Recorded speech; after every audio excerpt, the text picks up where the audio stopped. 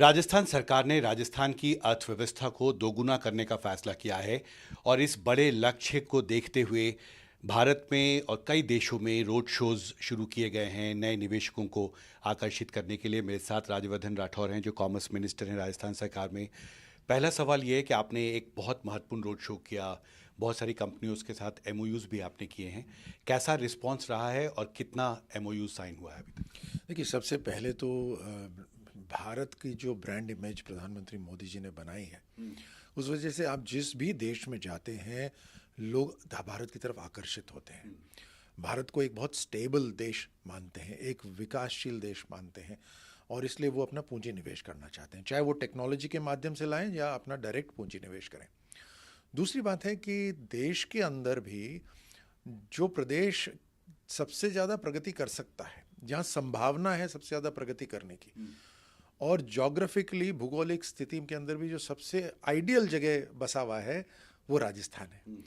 यहाँ पे नौजवान हैं जिनको अलग अलग लेवल के एम्प्लॉयमेंट चाहिए, चाहे वो सेल्फ एम्प्लॉयमेंट हो, डायरेक्ट एम्प्लॉयमेंट हो, चाहे वो खुद का बिजनेस करना चाहें अलग अलग तरह से, या फिर वहाँ पर बाहर से और दूसरे प्रदेशों से फैक्ट्रीज लगें, उद्यम लगें, या सर्विस सेक्टर लगे वहाँ पर। यहाँ पे ग्रीन एनर्जी भी है हमारे यहाँ, टूरिज्म की अपार संभावना है, आईटी और आईटी रिलेटेड सर्विसेज की बहुत संभावना है, लॉजिस्टिक्स, 500 किलोमीटर का हाईवे हमारे एक्सप्रेसवे हमारे प्रदेश से निकलता है, और ख़ासतौर से युवा ऊर्जा। तो हर तरह से स्किल्ड मैन पावर अवेलेबल हो और ये उद्यम आए, एक ऐसा माहौल राजस्थान में बने जिससे आर्थिक मजबूती आए। जब आर्थिक मजबूती आएगी तो हर तरफ, हर घर तक आर्थिक सॉर्ट ऑफ वाइब्रेंसी घर तक पहुंचेगी, विकास घर तक पहुंचेगा। तो आगे के लिए क्या अब रोड मैप है, क्योंकि मुख्यमंत्री जी ने कल ये कहा कि 12.5 लाख करोड़ के एमओयूज हम साइन कर चुके हैं मुंबई और दिल्ली में। आगे किन किन देशों में अब रोड शो का प्लान है? अभी जर्मनी, यूके, सिंगापुर, ये अभी और होने बाकी हैं।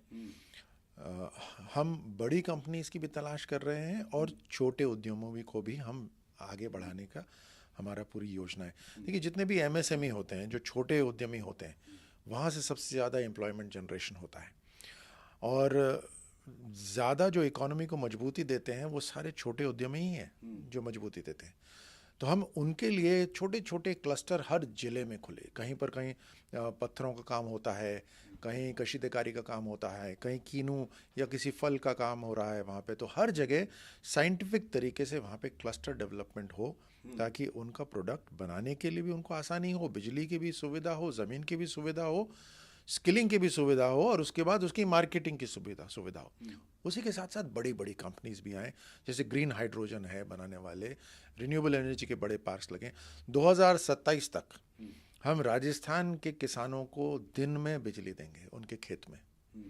अभी रात में बिजली आती है, पिछली सरकारों में रात में आती है, दिन में बिजली आएगी, और राजस्थान के अंदर बिजली की कोई कमी नहीं रहेगी। उससे बिजली की दरें भी कम आ जाएंगी, और ग्रीन बिजली और होगी जो रिन्यूएबल से हो रही होगी, तो दरें भी कम आ जाएंगी। देश विदेश की कंपनियां आजकल अपना कार्बन फुटप्रिंट कम करना चाहती हैं, उनको पेनल्टी लगती है। ये ईंधन जलाती हैं, गैस जलाती हैं, उससे उनके ऊपर पेनल्टी लगती है। तो उनका माल महंगा हो जाता है, वो सस्ता करना चाहती है, और ये पेनल्टीज घटाना चाहती हैं। उस वजह से राजस्थान की तरफ देख रही हैं। तो हर तरह से बहुत सही समय है कि राजस्थान को हम पिच करें दूसरे देशों के सामने, और हमारा मुकाबला दूसरे प्रदेशों के साथ नहीं है, हमारा मुकाबला दूसरे देशों के साथ है जो एशिया के देश हैं, कि जो पूंजी निवेश करना चाहें वो हमारे देश के अंदर राजस्थान में करें, ताकि हमारे नौजवानों को आगे बढ़ने का अवसर मिले। कोई लक्ष्य है कि आप कितना निवेश आकर्षित करना चाहते हैं, और क्या कोई कैलकुलेशन है कि एक टाइम फ्रेम के तहत आप इतना रोजगार पैदा करना चाहते हैं राजस्थान में? देखिए, इसमें तो हम चाहेंगे जितना हम आगे बढ़ पाएँ उतना बढ़ें।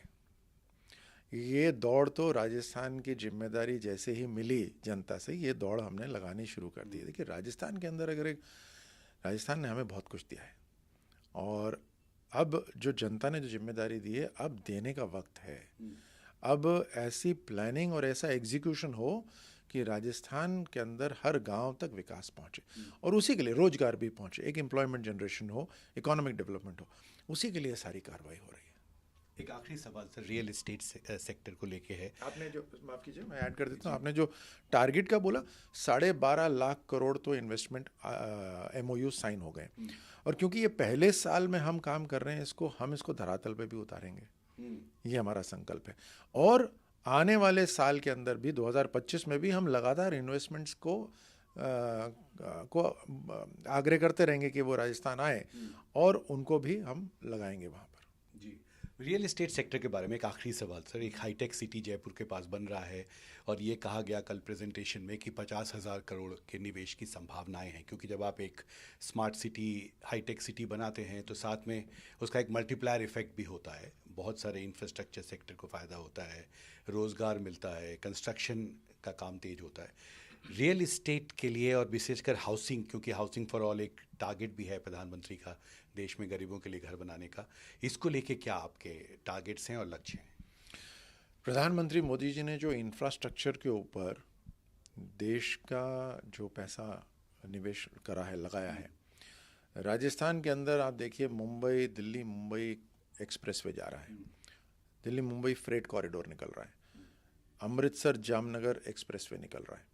इतने रास्ते बड़े बड़े एक्सप्रेसवे जा रहे हैं, उसके दोनों तरफ अपार संभावना है। कुछ शहर भी बसे हुए हैं, ज़मीनें भी खाली हैं। जो शहर बसे हुए हैं वहाँ पर उसका डेवलपमेंट, अर्बन डेवलपमेंट सही हो, सिविक सुविधाएं वहाँ पर लोगों को मिले, स्कूल हुआ, अस्पताल हुआ, वगैरह वगैरह। उसके साथ साथ जहाँ ज़मीनें अभी उपलब्ध हैं वहाँ पर नया इंफ्रास्ट्रक्चर खड़ा हो, जैसे आपने कहा हाईटेक सिटी हो, IT सिटी हो। अब IT सिटी जब बनेगा तो उसके अंदर रेजिडेंशियल भी बनेगा, ऑफिसेज भी बनेंगे, एंटरटेनमेंट सेंटर भी बनेंगे, ये बड़ी बड़ी कंपनीज आके बनाएंगी और फिर लोग रहने आएंगे वहाँ पर। जब वहाँ रहने आएंगे तो अपने आप उनका खर्चा होगा, आमदनी होगी, वो पैसा लगाएंगे, उससे राजस्थान के अंदर पैसे का मूवमेंट शुरू होगा। इसी को कहते हैं इकोनॉमिक डेवलपमेंट। वहाँ पर अलग अलग जगह सड़कें जाएंगी, पानी पहुँचेगा। पूरे आप दिल्ली से लेकर जब हम मुंबई रास्ते पे जाते हैं तो बहुत सारे शहर आते हैं। तो हमारे जो बड़े बड़े शहर हैं वहाँ तो है ही डेवलपमेंट, बाकी जो छोटे शहर भी हैं वहाँ पर भी, क्योंकि कई जगह ऐसी हैं जो इंडस्ट्रियलाइज हो सकती हैं, वहाँ पे अलग अलग तरह की इंडस्ट्रीज आ सकती है। जैसे मैंने कहा कि प्रधानमंत्री मोदी जी का जो 1 डिस्ट्रिक्ट 1 प्रोडक्ट जो है, वो उसके अंदर अनेकों ज़िले हैं जहाँ पर उनके उस ज़िले के जो प्रोडक्ट हैं उसको आगे बढ़ाने की संभावना है वहाँ। तो जब वो बढ़ेगा तो वहाँ मार्केट भी डेवलप होगा, वहाँ प्रोडक्शन यूनिट भी आएगी। तो यही समय है जब राजस्थान बहुत अच्छी तरह से आगे बढ़ सकता है। एक आखिरी सवाल, इफ़ यू परमिट सर। आज मैंने देखा बहुत सारे सेंट्रल पब्लिक सेक्टर इंटरप्राइजेस के अधिकारियों से आप बात कर रहे थे और कोशिश की कि आपने इंडिविजुअली सबके साथ बात करके उनकी बात को समझें। किस तरह का response central public sector enterprises से हुआ है, और एक राउंड टेबल भी आप एम्बेसडर्स के साथ कर रहे हैं, तो उसका क्या लक्ष्य होगा? नहीं, बहुत बढ़िया। मैं बधाई देना चाहूँगा मुख्यमंत्री जी को कि उन्होंने MSME के साथ साथ बड़ी उद्योगों के साथ, विदेश के जो उद्योग हैं उनके साथ, हमारे पब्लिक सेक्टर एंटरप्राइजेस का भी उन्होंने सोचा। और जब हम उनसे बात कर रहे थे तो महसूस हो रहा था उनके अंदर ये खुशी थी कि इतना बड़ा जो पब्लिक सेक्टर एंटरप्राइज है उसको हमने वो अहमियत तो दी, उनको वो मान सम्मान तो दिया। ये PSE जो सेक्टर है, ये नेशन बिल्डिंग में इन्होंने बहुत काम करा है और आर्थिक रूप से बहुत पावरफुल हैं ये लोग।